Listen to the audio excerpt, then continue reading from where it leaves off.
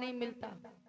आज बताएं, आए दिन ऐसी खबर सुनने में आती है सोशल मीडिया पर, आज फला महिला के साथ ऐसा हो गया, आज उसके पति ने उसको भगा दिया, दारू पी करके पीटा, या किसी महिला ने पति की किए हुए अत्याचारों की वजह से उसने फांसी लगा ली, उसने जहर खा लिया, उसने आग लगा ली। कई बार महिलाएं सोच लेती मन में कि ऐसे जीवन से बेकार है, अपने जीवन को खत्म कर दे। जब महिलाएं परेशान हो जाती हैं, अपने जीवन को भी खो देती हैं तुम्हारे लिए, तुम्हारे परिवार के लिए, फिर भी क्या महिलाओं को सम्मान मिलता है? जो आत्महत्या करने वाली महिलाएं होती हैं उनको लोग हमेशा गलत ही ठहराते हैं, और ये और कोई नहीं ठहराता आपको गलत। जो आत्महत्या करती हैं और कोई आपको गलत नहीं ठहरा, बल्कि कौन ठहराता? महिला ही, महिलाएं ही। आदमी 4 बातें करेगा तो महिलाएं 20 जगह फूकने का काम करती है, अरे ऐसी होगी, इसीलिए उसने ऐसा काम किया, देखिए वो जान से चली गई। एक बात याद रखना,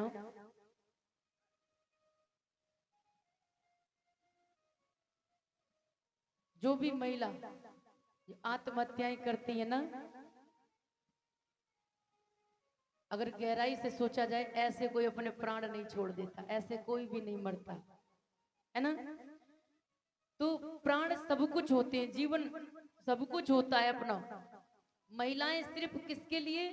अभी दारू पीते हो, मारते पीटते हो, खर्च नहीं घर में लाते, पैसे नहीं लाते, संतानों को अच्छे से परवरिश नहीं करते ना, तो महिलाओं को ये सब बुरा लगता है, इसलिए रोकती हैं। रोकने पर भी नहीं मानते तो मार भी खा जाती हैं। जब परेशान हो जाती, सोचती है अब हम इससे अच्छा है तो हम नहीं रहेंगे, संतानों को फिर जैसे आपको पढ़ाना हो, जैसे कुछ करना हो, फिर आपके ऊपर जिम्मेदारी आएगी, तब आप समझोगी। ऐसी घटनाएं कई एक हमारे गांव में भी सुनने को मिली। तो मेरा विशेष निवेदन है कि सबसे ज्यादा आप लोग भगवान के पंचशीलों का पालन करें, और जहां तक हो सके, भगवान बुद्ध ने कहा हिंसा नहीं करेंगे, चोरी नहीं करेंगे, पापाचार व्यभिचार नहीं करेंगे, हम चुगलीखोरी नहीं करेंगे, है ना। लेकिन ये चारों चीजें भले ही आप छोड़ दें, अगर एक चीज आपने नहीं छोड़ी, सुरा दारू नहीं छोड़ी ना, तो ये चारों सील मानने का कोई महत्व नहीं। क्यों? क्योंकि आपको पता है कि जब कोई व्यक्ति हत्या करता है, किसी को मारता है, तो भी इसी दारू के नशे में ही। अगर दारू पी लोगे, विवेक काम नहीं करेगा, फिर तो आप किसी को मार भी सकते। तो पहला सील बेकार। आप जब दारू पिए होंगे ना, आपको चोरी का नशा है, आपके अंदर नशा है ना, तो आप चोरी भी कर सकते, क्योंकि आपका विवेक उस समय जागृत नहीं, विवेक बंद, काम करना बंद कर देता। आप अगर दारू के नशे में है, फिर आपको अपनी या पराई बहन बेटियां भी दिखाई नहीं देते, क्योंकि आपको पता है कि दारू में जो अल्कोहल होता है ना, वो तो सीधा माइंड की ब्रेनों पर अटैक करता है, लेकिन इसमें एक ऐसा पदार्थ होता है जो कि वासना शक्ति को बढ़ाने का काम करता है। आप समझ रहे होंगे, वासना शक्ति को बढ़ाने का काम करता है। फिर व्यक्ति को, दारू पीने वाले को, अपनी या दूसरे की बहन बेटियां नहीं दिखाई देती। आए दिन हम सोशल मीडिया पर सुनते हैं, अभी 6-7 महीने पहले की बात है, मुस्लिम धर्म की एक पापाचारी ने अपनी बेटी 8 साल की बच्ची के साथ गलत कर दिया।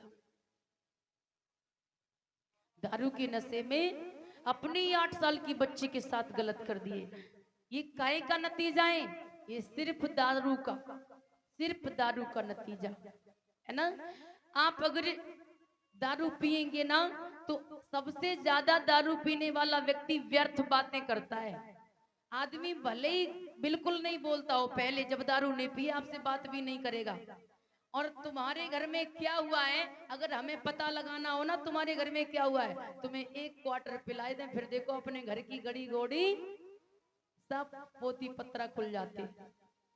तो क्या होता है, ये 5 सील भंग हो जाते, एक सील को ना मानने से 5 सील बेकार। तो सबसे ज्यादा आपको जोर देना है इस 5वें सील की ओर, कि दारू नहीं पिएंगे।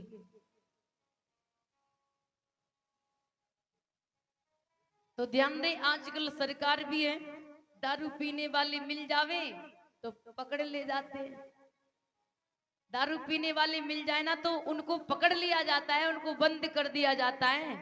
लेकिन अगर सरकार दारू पीने वालों को बंद करती है तो इस चीज पर आप गौर करिए, सरकार को सबसे पहले दारू बंद करनी चाहिए अगर देश की दशा को सुधारना है।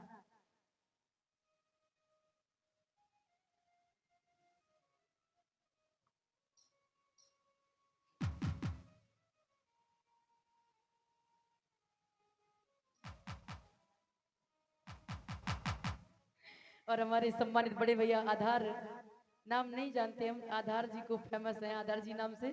आधार जी की धर्म पत्नी 10 मुद्राओं से पुष्पों के हार से सम्मान कर रही। आप अमित भैया जी की वाइफ कल्पना गौतम 100 मुद्राओं से और पुष्पों के हार से सम्मान किया है। हार्दिक स्वागत बंधन है। तो ध्यान दें, हमको इस पांचवें सील की ओर ज्यादा ध्यान देना है। अभी मेरे पास जब यहाँ से फोन गया था तो हमने कहा भैया अभी समाज इतना आगे नहीं बढ़ा है, हम लोग कार्यक्रम करते हैं, हम लोग ये नौटंकी नहीं करवाते, हम लोग ज्यादा से ज्यादा इतिहास की जानकारी देते हैं। बोले ठीक है। लेकिन एक भैया जी रहे, वो कहने लगे बहन जी अब तो बाबा साहब का मिशन आगे बढ़ चुका है, क्योंकि उन्होंने ये भी बताया भाई 14 अप्रैल हर जगह मनाई जाती, 14 अक्टूबर भी मनाई जाती, बुद्ध पूर्णिमा मनाई जाती। हम सब बदल गए, हम मनाना तो प्रारंभ कर दिए, हम उनको पूजना प्रारंभ कर दिए देवताओं की तरह। हम 14 अप्रैल मनाने लगे, 14 अक्टूबर मनाने लगे, बौद्ध पूर्णिमा, कार्तिक अमावस्या वगैरह, मांगी पूर्णमासी, आषाढ़ी पूर्णमासी, हम अपने पर्वों को मनाना प्रारंभ कर दिए हैं। लेकिन जो अपनी आदतों में जो कंट्रोल होना चाहिए, आदतें सुधारनी चाहिए, वो आदतें आज भी नहीं बदली। अधिकतर 14 अप्रैल के दिन लोग दारू पी करके ज्यादा चिल्लाते, कहां से बदले? जबकि आपको पता होना चाहिए कि बाबा साहब का जीवन अधिकतर पूरा पूरा जीवन पश्चिमी सभ्यता में बीता। पश्चिमी सभ्यता में वहां दारू बहुत ज्यादा सेवन करते लोग, लेकिन बाबा साहब है ना, हमारे अपने बाबा साहब पूरा पूरा जीवन पश्चिमी सभ्यता में बिताया, लेकिन बाबा साहब ने कभी भी शराब का एक बूंद भी स्पर्श नहीं किया। आप उनके पांव छू लो, आप उनको माला पहनाओ, आप उनका जन्मदिन मनाओ, लेकिन उनकी कई हुई बातों को नहीं मानो। बाबा साहब ने तो कहा इन चीजों से दूर रहना है? अगर उनकी बताई हुई बातों को नहीं मानो तो बेकार है। अभी आपके बेटे हैं, अभी आपके लड़के हैं, आपका सुबह शाम खूब पैर छुए, आपका खूब सम्मान करें, लेकिन दारू